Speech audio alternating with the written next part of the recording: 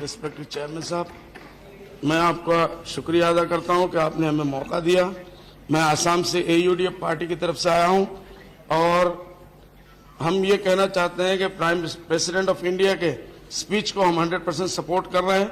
हम शुक्रिया अदा करते हैं कि उन्होंने बहुत अच्छा प्रोग्राम बनाया, लेकिन कुछ चीज़ें हमारे हिसाब से हमारे आसाम के लिए, क्योंकि I am belong from Assam, और धूपड़ी जो आसाम का सबसे ज़्यादा निग्लेक्टेड एरिया है, ऐसा एरिया है सर कि जहां मैंने जब MLA में बना तो मैंने फर्स्ट क्वेश्चन जब दिया कि मेरे एरिया में कितनी गवर्नमेंट की गाड़ियां चलती है, तो आज 21st सेंचुरी में कहते हुए लज्जा आती है कि जवाब ये मिला कि उस एरिया में गाड़ी चलने का लायक कोई रास्ता ही नहीं है। 60 साल की आज़ादी के बाद अगर हम कहते हैं कि हम जो है चांद के ऊपर पहुंच रहे हैं, हम आसाम इंडिया को तरक्की कराना चाहते हैं और ऐसे इलाके मौजूद हो जहां बिजली ना हो, आज के जमाने में आजादी के 60 साल के बाद सड़क ना हो, लोगों को पीने के लिए पानी ना हो, बिजली ना हो, तो उसको कैसे हम तरक्की याफ्ता मुल्क कह सकते हैं।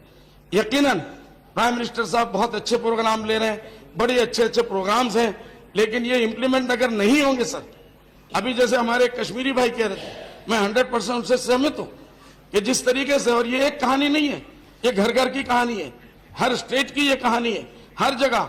ठीक है, बड़े शहरों के लोग, बड़े कुछ पूंजीपति लोग इन प्रोग्रामों से जरूर फायदा उठा रहे हैं, वो बड़े और बड़े पूंजीपति हो रहे हैं, लेकिन गरीबों का क्या हाल हो रहा है देखना यह है कि जब तक इस मुल्क का गरीब अगर आगे नहीं बढ़ेगा, गांधी जी के कहने हिसाब से गांव के लोग अगर आगे नहीं बढ़ेंगे तो इस देश की तरक्की कैसे होगी। हमारे आसाम का सबसे बड़ा मसला चेयरमैन साहब फ्लड और इरोशन है।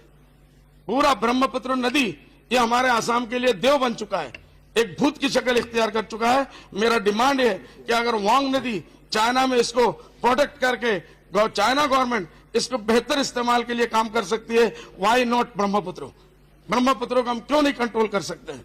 इसके लिए जवाहरलाल नेहरू साहब ने 1960s में एक प्रोग्राम दिया था, मेरा डिमांड है कि उसको लागू किया जाए। राजीव गांधी जी ने दिया था, उसको लागू किया जाए और इस भूत से हमारी निजात दिलाया जाए। इससे बड़े बड़े प्रोजेक्ट हो सकते हैं, लेकिन ये हजारों लाखों लोगों को ये बेघर कर देता है। यहीं से चेयरमैन साहब मैं कहना चाहूंगा, आज जो आसाम का बांग्लादेशी का मसला है, आज फॉरेनर्स का इश्यू है, इसका 90% इसकी वजह ये ब्रह्मपुत्र है। अगर इस ब्रह्मपुत्र को कंट्रोल कर लिया जाए, फ्लड और इरोशन को कंट्रोल कर लिया जाए, डिस्प्लेस पर्सन को अगर उनके सर्टिफिकेट दे दिए जाए, तो ये मसाइल बहुत हद तक कंट्रोल हो सकते हैं। चेयरमैन साहब, मैं ये कहना चाहूंगा आपके माध्यम से कि इस चीजों के ऊपर गवर्नमेंट ऑफ इंडिया सीरियसली इसके ऊपर चिंता करें।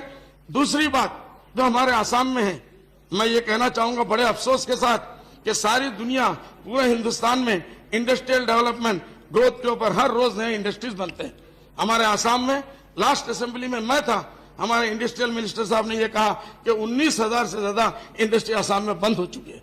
कैसे अनएम्प्लॉयमेंट का मसला हम हल करेंगे, कैसे बेरोजगारी दूर होगी।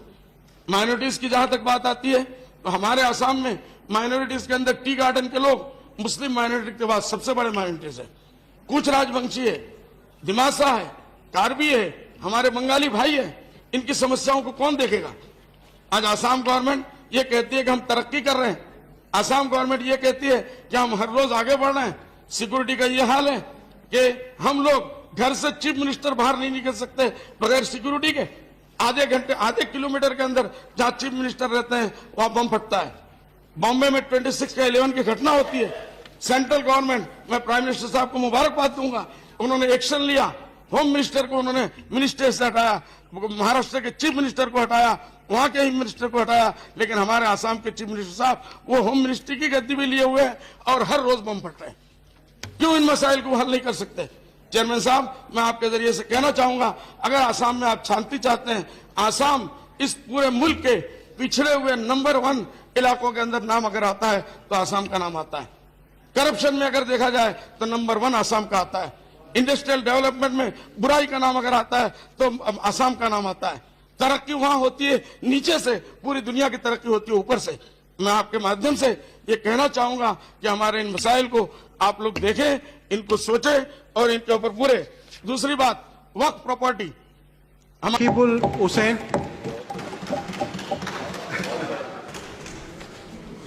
जी, माननीय सभापति महोदय,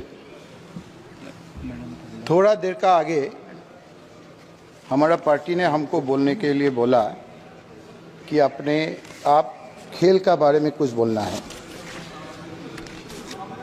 तो हमने सोचा अचानक क्या आ गया। हम तो एजेंडा देख के आया था, बाद में देखा कि सप्लीमेंट्री लिस्ट ऑफ बिजनेस में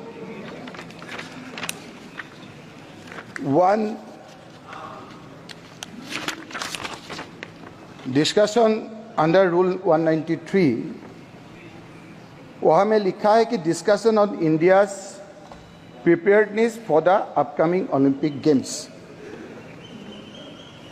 हमने बोला है पार्टी को, हमको क्यों कहने के लिए बोला? बोले आप खेल में लगा हुआ आदमी है, खिलाड़ी था, हम ओलंपिक असम में ट्रेजरर था, जनरल सेक्रेटरी भी था, और तरुण गोगोई जी जब चीफ मिनिस्टर था उस समय हम लोग अच्छा करके वहाँ में स्टेट गेम्स किया था। उस समय दुनिया का बड़ा बड़ा खेल का लगा हुआ आदमी आके बोला है कि असम जैसे एक छोटे से राज्य में इतना अच्छा इंफ्रास्ट्रक्चर आप लोगों ने कैसे किया था। उस समय फाइनेंशियल क्राइसिस भी था, लेकिन हम खेल का लगे हुआ आदमी हैं, तो हम तो असम से 2 ऑफिशियल और 2 खिलाड़ी अभी ओलंपिक में जा रहा था, तो उसको हम बधाई देके शुभकामना देके आए हैं।